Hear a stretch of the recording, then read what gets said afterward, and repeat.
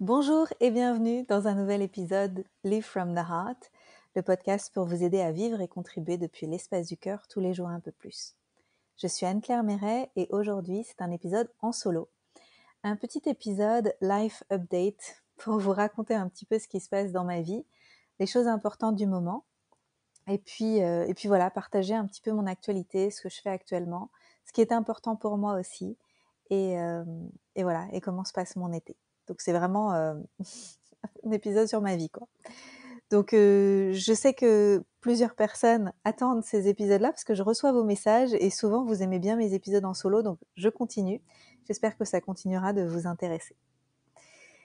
Ma vie a beaucoup changé depuis que je suis arrivée à Bali. Donc ça fait 3 mois et demi que maintenant je suis arrivée au moment où j'enregistre cet épisode. On est mi-juillet. Et je me suis sentie chez moi dès en arrivant, en fait. Dès le mois d'avril, ça a été pour moi très très intense d'arriver ici parce que donc à Berlin, avant je vivais à Berlin en 2020 à cause du Corona Circus. Et puis ensuite au Costa Rica, on avait émigré là-bas avec Christian pour pouvoir s'installer dans un pays libre où il n'y avait pas besoin d'avoir des doses de vaccins, etc. Et puis on a attendu longtemps avant de s'autoriser à déménager en Indonésie parce qu'ils n'avaient pas réouvert. Et donc du coup ça nous a pris du temps à négocier avec nous-mêmes pour savoir si on avait envie de retourner en Indonésie dans ces conditions-là ou pas. Et puis finalement on a décidé que oui parce que avec des amis, on a un projet en commun qui s'appelle The Love Sanctuary, le sanctuaire de l'amour. En français, c'est un peu cheesy, un peu cucu, mais pour nous, ça vibre juste. Donc avec Thomas et son épouse Malvina et Fabrice et son épouse Gaïa, on a envie de créer ce sanctuaire en fait d'amour dans les hauteurs de Bali, à Balian. Donc on visite des terrains, on y retourne à la fin du mois et quand on y sera, j'enregistrerai un épisode avec Thomas et Fabrice en français pour pouvoir partager en français auprès de nos communautés francophones l'évolution de ce beau projet. Donc ça va prendre du temps de créer ce projet parce que donc là on pense qu'on a trouvé le terrain, on va visiter, on va voir comment ça nous plaît. Thomas y est allé. On a eu aussi des visuels de drone pour que tout le monde puisse voir tout ça. Et puis on voit un petit peu la dynamique de ce qu'on va créer, donc avec nos habitations et puis des habitations de personnes qui souhaitent investir sur le terrain, principalement d'abord des personnes qu'on connaît, et puis ensuite des bungalows, des espaces, ça s'appelle des joglos, plutôt en bambou, tout ça, pour accueillir des personnes qui viendraient faire des retraites ou qui viendraient vivre au sein de la communauté pendant quelques semaines ou quelques mois pour travailler sur des sujets. Je pense que ça va être magnifique et c'est vraiment un espace que moi j'aurais aimé trouver, par exemple en tant qu'auteur ou en tant qu'entrepreneur. J'ai beaucoup voyagé dans le passé et j'ai cherché des endroits qui pour moi étaient sains, sains de par l'état d'esprit, mais sains aussi parce qu'il y avait un air frais, une eau propre, une alimentation saine, du calme, etc., etc. Et c'est vraiment ce qu'on a envie de créer ensemble. Donc on y vient, c'est excitant. C'est aussi un petit peu intimidant parce que moi j'ai jamais fait de projet en présentiel, j'ai fait des grands projets en ligne, mais j'ai encore jamais fait de projet en présentiel. Et donc je travaille là-dessus, sur le fait que ça m'intimide et sur le fait que je suis tout à fait capable de tout créer et surtout bien entourée de personnes qui ont des compétences complémentaires aux miennes. Donc c'est vraiment chouette aussi de s'entraider et de voir qu'en fait chacune apporte sa pierre à l'édifice et qu'on a des compétences différentes et qu'ensemble on peut tout créer. Donc vous serez bien sûr tenu au courant de l'évolution de ce projet. Et puis vous pouvez aussi regarder dans mon Linktree et aussi sur les autres réseaux sociaux que j'avais partagé, il y a un lien vers le site internet The Love Sanctuary et un lien vers notre Instagram qu'on a lancé là au début juillet. Donc n'hésitez pas à nous suivre et on y mettra des informations quand on en aura à partager. Voilà, tout simplement. Vous pouvez aussi rejoindre notre base de données, vous pouvez donner votre email et quand on ouvrira la possibilité de devenir investisseur ou de venir faire des retraites, etc., vous recevrez les informations en avant-première. Donc voilà une des grosses choses pour lesquelles je suis venue à Bali. Ensuite, c'est vrai qu'ici, je me sens vraiment chez moi. C'est la même chose avec la Thaïlande. Je pense qu'entre la Thaïlande et Bali, mon cœur balance. J'aime vraiment bien les deux. C'est pour moi deux endroits qui sont très chers à mon cœur. ici, je trouve qu'à Bali, les gens sont très ouverts, ils sont très aidants, ils ont toujours un sourire, ils nous rendent la vie facile en fait. Et je trouve que c'est très très appréciable en fait d'être dans ce recevoir. Et c'est vraiment génial. Et j'avais fait un épisode là-dessus avec Caroline Marie-Jeanne, mon amie qui vit ici. Et d'ailleurs, son accueil a été hyper chaleureux à Caroline, donc je pense que ça a beaucoup contribué aussi à ce que je me sente vraiment à la maison. Et ça, c'est top. Donc, euh, donc j'adore. Voilà. Pour les gens qui sont jamais venus à Bali, je vous recommande chaleureusement de venir au moins en vacances parce que ça fait vraiment du bien en fait de venir goûter à tout ça. Ensuite, depuis que je suis arrivée, j'ai été très concentrée sur ma santé. J'avais déjà prévu tout ça à l'avance. En fait, je savais qu'en avril, je travaillerais pas ou très peu. En fait, j'ai très peu travaillé. J'ai eu un rendez-vous, je crois, ou 2 rendez-vous en avril. Et j'ai vraiment passé du temps à me concentrer sur le fait d'arriver et puis de me concentrer sur ma santé. Donc, j'ai fait pas mal de soins. Alors, c'est Insight ostéopathique, ça s'appelle. Et donc, j'en ai parlé dans mon podcast santé récent. Et donc, c'est des séances d'ostéopathie profonde pour libérer les émotions avec un praticien qui a une approche très très globale où il travaille sur l'énergétique, sur l'ostéopathie pure.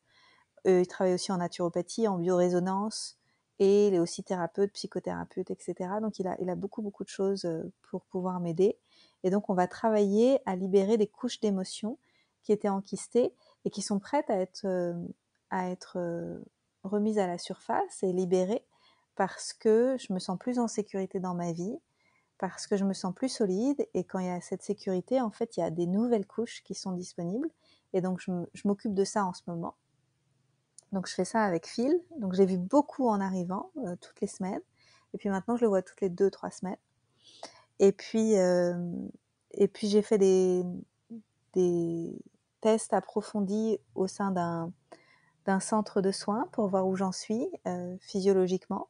Et donc j'ai pris conscience en fait qu'il y avait des petits déséquilibres à corriger. Rien de majeur, hein, je suis en pleine santé. Comme l'a dit mon test récemment que j'ai 20 ans, je fais le test Glycan Age qui disait que mes cellules avaient 20 ans, donc j'avais pas trop de crainte avec ces tests sanguins. Mais c'est toujours intéressant d'aller explorer, notamment j'étais intéressée pour aller voir si j'avais des traces de moisissures vivant sous les tropiques. C'est vraiment quelque chose qui est très prégnant. Et aussi des parasites, des choses comme ça. Et aussi l'impact que la pollution a pu avoir sur moi au fil du temps.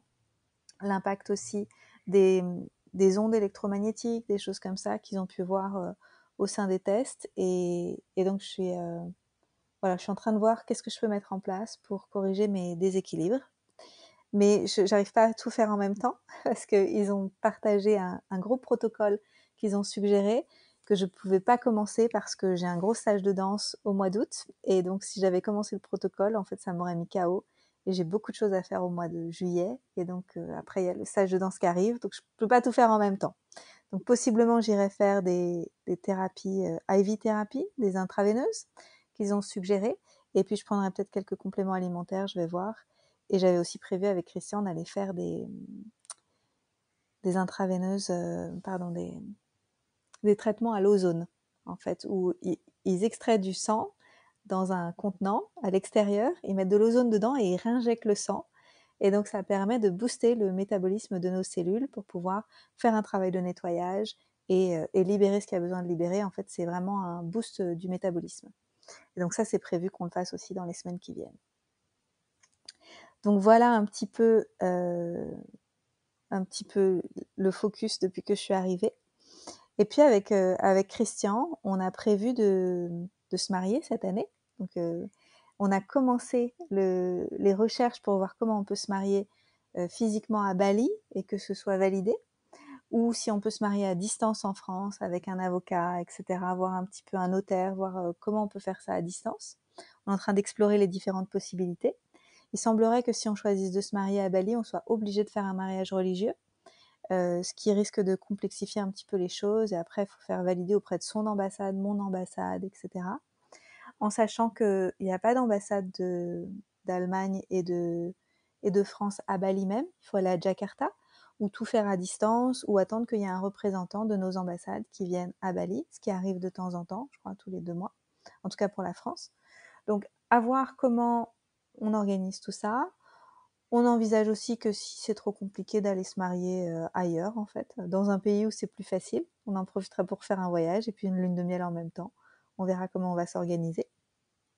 Et on a fait cette semaine un petit séjour au sud de Bali, dans un endroit qui s'appelle Nusa Dua, près de la mer en fait, et c'était magnifique. Et Christian m'avait fait la surprise, il m'avait dit à l'avance parce qu'il y avait quand même des choses à préparer, il m'a dit 2-3 jours à l'avance. Il m'avait juste demandé quand est-ce que je serais disponible.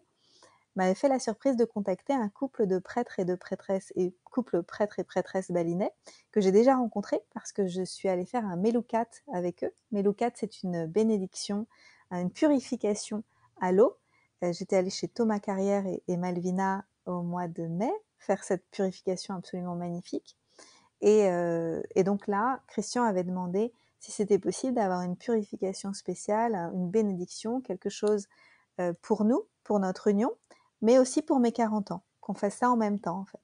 Et donc c'est ce qu'on est allé faire au sud de l'île en début de semaine, et c'était waouh, c'était magnifique. Donc d'abord, comment ça se passe? Donc les 30 premières minutes, c'est une méditation, donc ils nous ont demandé de nous mettre en méditation, Christian et moi, ce qu'on a fait. Et puis de se concentrer sur l'énergie du pardon.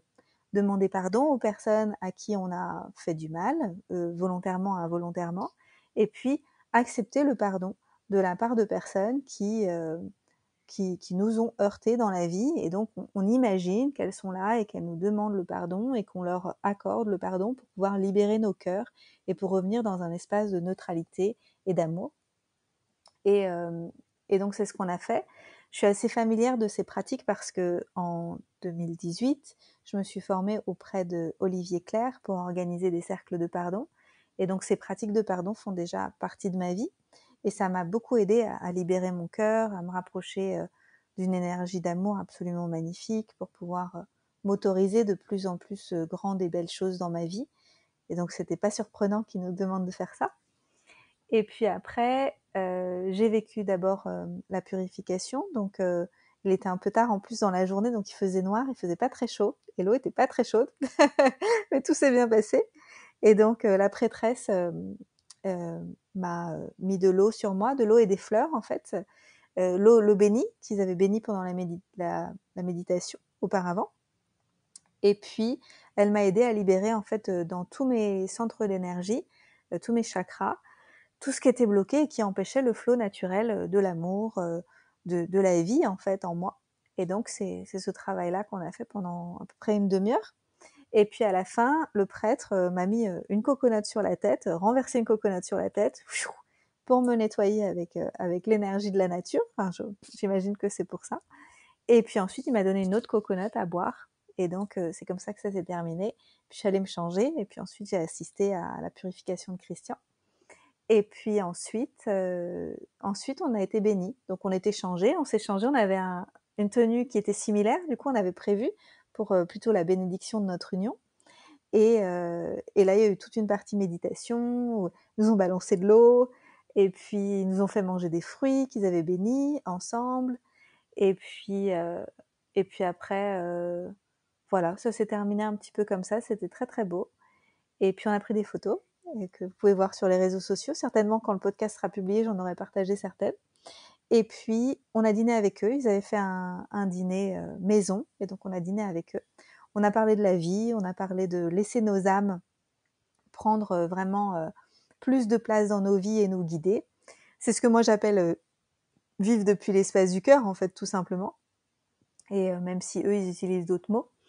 Et puis, on a parlé du futur et de ce qui risque de se passer dans le futur. Et le prêtre a vraiment partagé le fait que pour lui, on est entré dans le Golden Age, l'âge d'or, et que le meilleur est à venir. Et je suis convaincue de ça, en fait, que le pire est derrière nous. Mais il expliquait qu'en fait, ce Golden Age, donc il est rempli de lumière, et c'est comme si la lumière, par exemple, c'était le chaud, et que et qu'avant il y avait toute la noirceur, tout ce qui était lourd et compliqué, et c'était le froid, et que quand le chaud et le froid se rencontrent de façon, j'allais dire brutale, ça crée des tempêtes en fait. Et c'est ce qu'on est en train de vivre actuellement et qui va durer un certain temps. Et il avait aussi cette perception que dans le futur, dans un futur proche, une grande partie de l'humanité allait transcender, passer de l'autre côté en fait. Et moi, en 2020, j'avais vraiment cette impression que beaucoup de gens allaient mourir. Et je mettais ça sur le compte du Covid, des conséquences des vaccins, du conséquence de se retrouver choqué face à ce qui se passe dans le monde quand les gens ouvrent les yeux, etc. Et pour lui, c'est plutôt autre chose. C'est plutôt une question d'énergie, en fait, parce que la planète change d'énergie. Et les gens qui vont pas être adaptés à ces shifts énergétiques, en fait, ils vont pas être capables de rester physiquement, en fait, sur la planète Terre. Et donc, ils vont devoir transcender. Je sais pas si on peut dire ça en français, en tout cas. Voilà, je me permets, je le dis.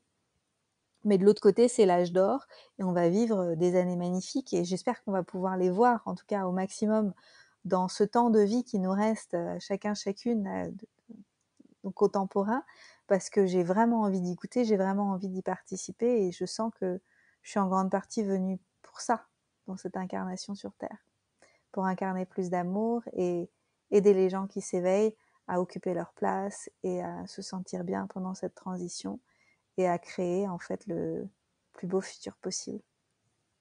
Donc voilà. Qu'est-ce qui s'est passé d'autre récemment Alors, une grosse chose, mais que je vais partager principalement dans un autre podcast que je vais enregistrer, c'est le fait que j'ai rencontré un nouveau compagnon. Donc, je suis en relation ouverte avec Christian depuis le début de notre relation. Donc, si vous n'avez pas déjà écouté des épisodes de podcast ou vu nos lives, etc. là-dessus, je vous invite à chercher. Et donc, à la base, moi, je cherchais un compagnon en 2018 et je l'avais appelé à l'univers. Et donc, Christian est arrivé dans ma vie en l'été 2018 à Ubud, à Bali. Et puis, au bout de quelques semaines, en fait, on s'est vu quelques jours à Ubud. Moi, j'ai senti que c'était la bonne personne pour moi. Et puis, on devait se revoir en Europe. Et lui, il m'a dit qu'il n'était pas prêt. Et ce qui s'est passé, c'est qu'il est revenu dans ma vie 8 mois après, alors que j'avais créé une relation ouverte avec 2 autres compagnons.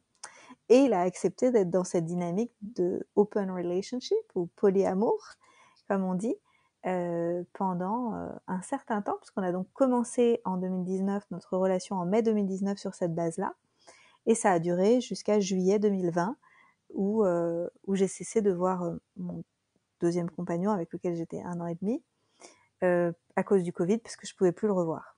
Donc, avec Christian, on a été monogame par circonstance ces 3 dernières années, à cause du Covid, et puis voilà, on n'a pas eu d'occasion de rencontrer d'autres personnes. Et en mai, j'ai rencontré quelqu'un. Et donc en juin, quand Christian est revenu, je lui ai expliqué. Et donc on a pris le temps de décider si on allait réouvrir ou pas et dans quelles circonstances. Et donc c'est ce qui s'est passé mi-juin, la relation a été réouverte et donc j'ai pu commencer à dater mon nouveau compagnon. C'est assez protocolaire, hein. Il y a peu de spontanéité là-dedans, j'ai envie de dire. Mais c'est très enrichissant et ça nous a fait beaucoup grandir tous les deux et ça me fait toujours beaucoup grandir. J'ai même tous les trois. Et, euh, et je garderai plus d'informations pour un autre épisode parce que je pense que c'est intéressant que j'en parle davantage, notamment avec vos questions sur les relations ouvertes. J'ai reçu beaucoup de questions sur les relations ouvertes et donc je vais partager aussi tout ça auprès de vous. Voilà, donc tout ça pour dire que c'est un gros changement dans ma vie et notamment en termes de time management. Comment je gère mon temps avec 2 compagnons, avec une entreprise à gérer, 12 personnes dans mon entreprise, des projets d'écriture. Je suis en train d'écrire un livre là sur ma capacité à générer l'abondance. Comment j'ai fait en fait pour devenir millionnaire from the heart. Alors je suis pas millionnaire à titre personnel, mais c'est l'année dernière, avec l'entreprise, on a fait 1 million from the heart, 1 million d'euros de vente. Et donc, je veux expliquer par quelle phase je suis passée pour aider les lecteurs de ce livre, en fait, à déblayer les blocages, pour se permettre aussi d'accéder à une abondance extraordinaire. Et donc, je travaille là-dessus et je veux que le livre soit écrit en juillet pour pouvoir le remettre à une relectrice-correctrice au mois d'août et pour pouvoir avoir les allers-retours comme ça d'ici à la rentrée et que le livre puisse sortir à l'automne. Et comme je danse tout le mois d'août, j'ai un stage de danse tout le mois d'août, il est impératif que ça se passe maintenant.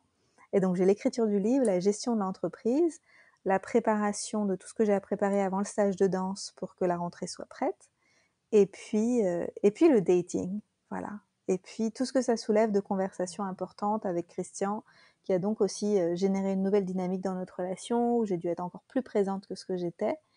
Et, et le fait d'avoir de nouveau une vie sociale à Bali, en fait, parce que j'ai des amis qui me demandent qu'on se voit et tout ça, ce que j'avais pas avant, parce qu'au Costa Rica, j'avais une copine, ou deux, et puis à Bali, je connais quand même du monde, et donc il y a plus de choses qui se passent. Donc là, je suis vraiment dans le time management, l'optimisation du temps. Je peux vous dire que j'écoute plus de podcasts, je regarde plus de séries, je scrolle plus sur Instagram. Tout ça, en fait, ma vie, c'est aller à la danse, travailler, passer du temps avec mes compagnons, mes amis et dormir. Et en fait, et un massage de temps en temps. Mais c'est vrai que là, il y a assez peu de place pour plus de fluidité, plus de liberté. Et je souhaite ça, en fait, dans ma vie. Je souhaite plus de flow. Et là, il n'y a pas trop de résistance, en fait. Il n'y a pas trop de friction entre tout ce que j'ai à faire. Mais moi, ça me génère un petit peu de stress. Donc, c'est une très bonne incentive pour être mieux organisée pour la rentrée, pour me libérer plus de temps et pour mieux organiser ma vie, en fait, pour que tout ça, ça rentre et que ce soit plus juste pour moi. Voilà. Donc voilà, un petit peu l'envers du décor. Sinon, j'ai commencé un nouveau coaching. J'ai des notes là.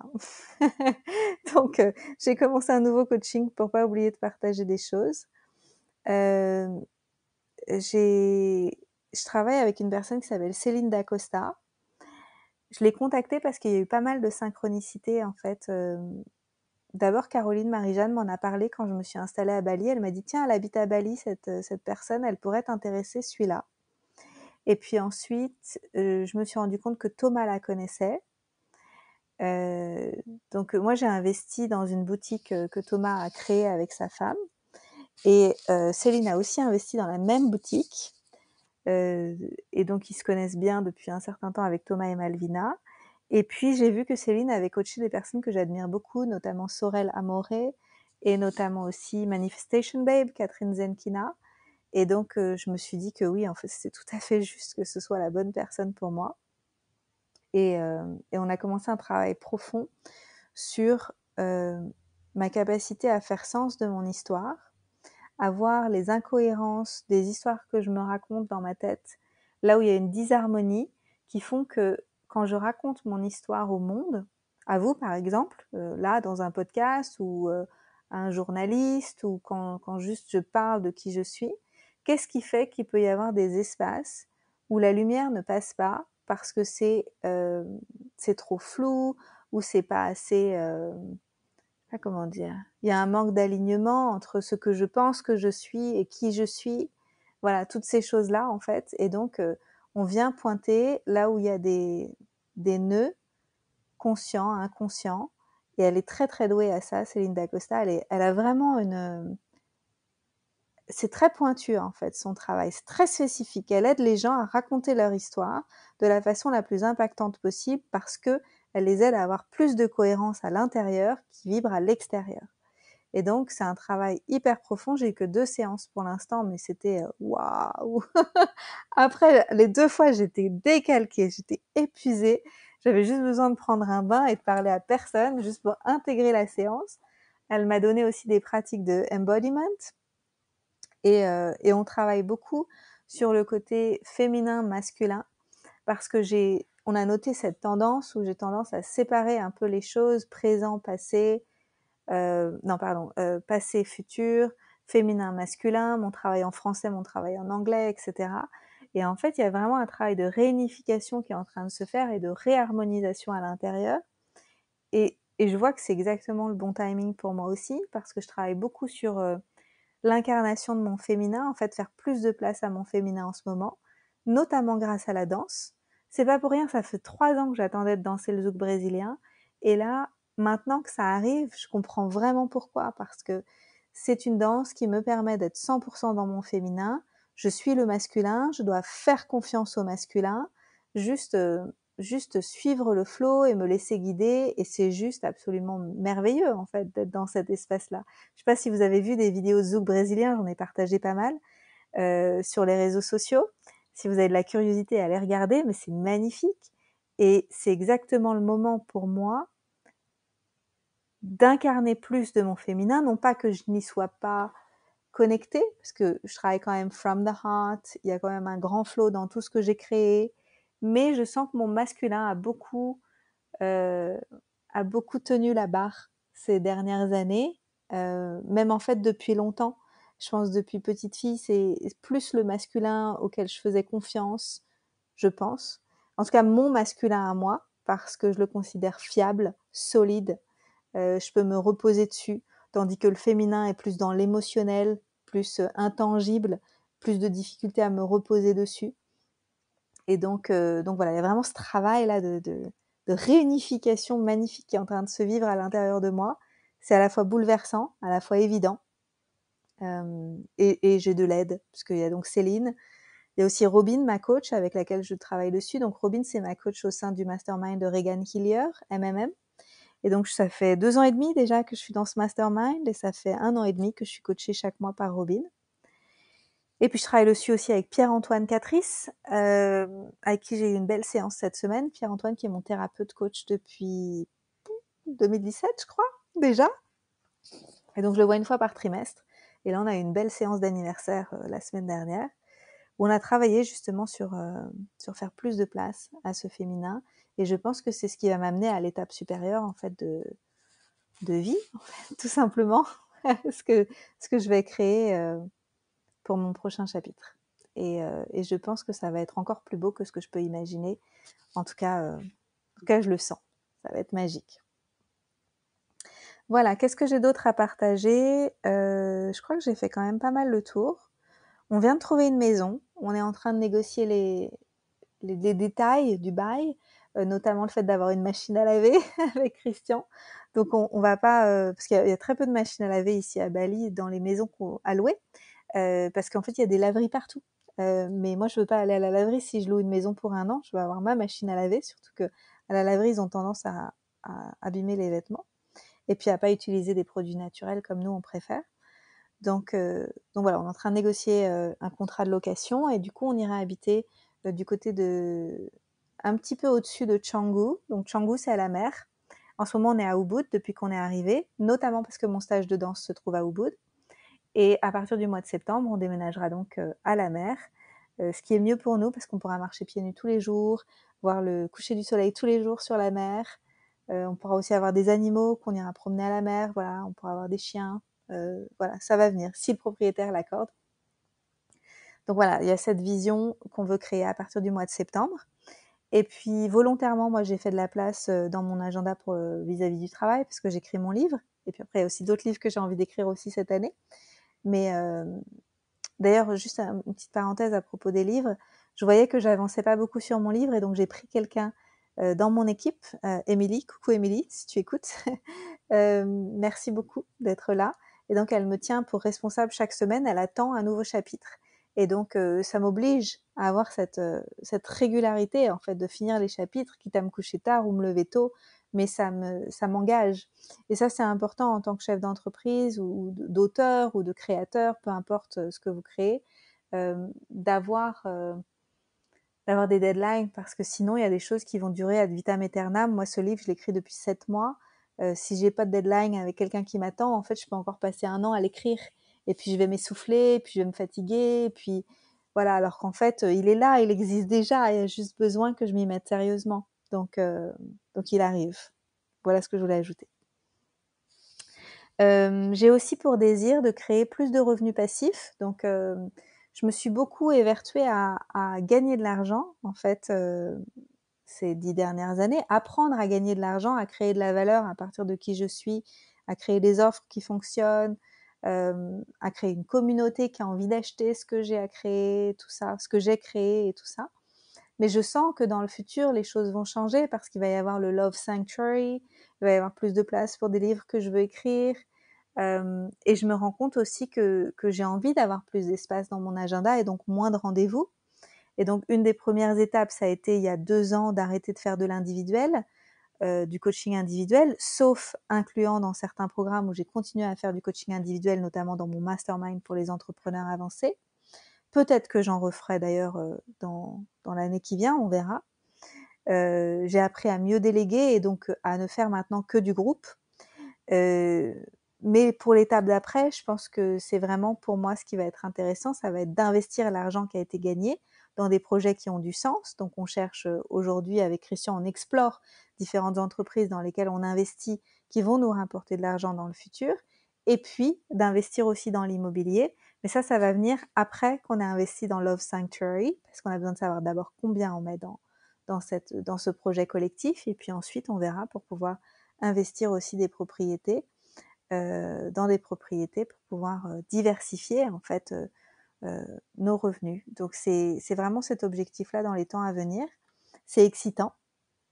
Il se passe beaucoup de choses. Je me rends compte que j'ai partagé beaucoup de choses. Je savais pas trop ce que j'allais dire exactement, mais ça fait déjà une demi-heure. Voilà, vous avez une vision d'ensemble un petit peu de ce qui se passe dans ma vie. J'espère que ça aura été intéressant pour vous. N'hésitez pas à refléter ou à poser des questions sous les posts sur les réseaux sociaux. Je viens jeter un œil et aussi Tracy, mon assistante, elle vient jeter un œil. Ça nous donne des idées pour d'autres épisodes, donc n'hésitez pas vraiment à juste venir nous faire un retour et c'est toujours intéressant pour nous et ça nous donne envie de créer du nouveau contenu. Je vous remercie sincèrement pour votre présence, pour aussi toute la participation hyper magnifique qu'on a eue aux 21 jours pour vivre depuis l'espace du cœur. Donc l'aventure est terminée actuellement. Elle est terminée dans le sens où il n'y a plus une vidéo par jour qui est postée, mais par contre toutes les vidéos sont disponibles jusqu'à la fin de l'été. Donc vous avez en tout 23 vidéos pour vous aider à vous connecter à l'espace du cœur et rester dans l'espace du cœur en fait au quotidien pour créer votre vie ancrée au bon endroit. Donc vous avez accès aux vidéos jusqu'à fin août. C'était une aventure collective merveilleuse. Pour l'instant, il y a presque 4000 personnes qui ont participé. Je pense que ça va grandir parce qu'il y a de plus en plus de personnes qui se passent le mot. Et donc, je pense qu'il va y avoir encore du monde qui va rejoindre cette aventure. Le groupe Facebook va encore rester ouvert un petit peu. Et la prochaine rentrée de Coach from the Heart, ce sera le 30 septembre. Et donc, on va ouvrir les inscriptions vraiment un petit peu là en juillet, du 15 au 26 juillet pour faire un early bird. Donc, les personnes qui veulent s'inscrire là maintenant, en juillet, c'est possible. Et donc, vous bénéficiez des plans de paiement sans frais. Et vous bénéficiez également du programme Je m'autorise, si je ne me trompe pas, pour pouvoir travailler en auto-coaching en fait cet été, profiter un petit peu de rentrer dans mon univers, de commencer à déblayer des choses avec des questions de coaching et vous préparer tout simplement pour la rentrée. Et puis si vous inscrivez tôt, vous avez aussi accès à la liste de lecture, vous pouvez vous mettre dans le bain dès le début, donc vraiment prendre le temps de vous immerger dans le coaching avant la rentrée fin septembre. Donc j'ai hâte de vivre tout ça. Je pense que ça va être une rentrée de folie entre la sortie de mon livre, le retour de Coach from the Heart, et puis l'installation dans une nouvelle maison, et puis trouver mon rythme de croisière dans ce nouveau pays. Ça va être waouh. Voilà, c'est waouh. Et honnêtement, je vis en ce moment un état de grâce, en fait, avec plus d'amour, plus de joie, plus de fun aussi dans ma vie. Et c'est comme si à chaque fois, je franchissais des étapes en me disant waouh, c'est incroyable tout ce qui est possible de vivre. Et j'ai de plus en plus de gratitude. Je me couche le soir avec ouais, en fait, j'ai une petite habitude le soir quand je me couche. Ça vient de Christian en fait, parce que lui, il étudie beaucoup les rêves et l'inconscient. Et donc pendant tout un temps, on posait juste des questions à notre inconscient, en mode montre-moi ce que j'ai besoin de savoir à propos de telle situation. Et la nuit, on fait des rêves, et le matin, bah, on a un message. Donc soit on va s'en rappeler du message, de la réponse à travers le rêve, va falloir l'interpréter, le rêve, pour avoir la réponse. Soit tout simplement, moi je crois que on n'a pas besoin de tout conscientiser, d'avoir accès à tout, parce que le cerveau peut pas tout processer, mais on peut processer au moins une partie, et ce qui permet d'avoir la réponse qui nous vient comme une évidence pendant la journée, alors que la veille, on l'avait pas, quoi. Vous voyez ce que je veux dire? Et donc maintenant, j'ai comme une nouvelle routine où chaque soir, j'écris un petit mot que je mets sous mon oreiller et je commence toujours par de la gratitude. Et donc je dis merci pour la guidance, merci pour les cadeaux, merci pour tout ce dont je fais l'expérience en ce moment. Et s'il te plaît, montre-moi ce que j'ai besoin de savoir à propos de telle situation X ou Y pour que je puisse la naviguer au mieux. Et donc j'ai beaucoup fait ça dans le relationnel ces dernières semaines. Montre-moi ce que je vois pas, mes blind spots, mon angle mort pour pouvoir gérer ces deux relations en même temps, pour que tout le monde se sente en sécurité, pour avancer du mieux possible, etc. Donc c'est vraiment pour moi une grande aide et de se connecter à la gratitude et de demander de l'aide à l'univers. Voilà, pour moi aujourd'hui c'est devenu une évidence. Donc je partage ça aussi avec vous. Voilà, j'espère que ça aurait été intéressant pour vous. Je vous dis à bientôt pour d'autres épisodes. Si vous avez aimé ce que vous avez entendu aujourd'hui, n'hésitez pas à le partager autour de vous, à vos amis et à vos communautés. Et puis à noter le podcast aussi sur Apple et sur Spotify. Et, et voilà, parce que ça nous aide à être de plus en plus visibles. Et je suis contente parce que du coup, ça impacte de plus en plus de personnes qui vivent aussi, elles, depuis l'espace du cœur. À bientôt!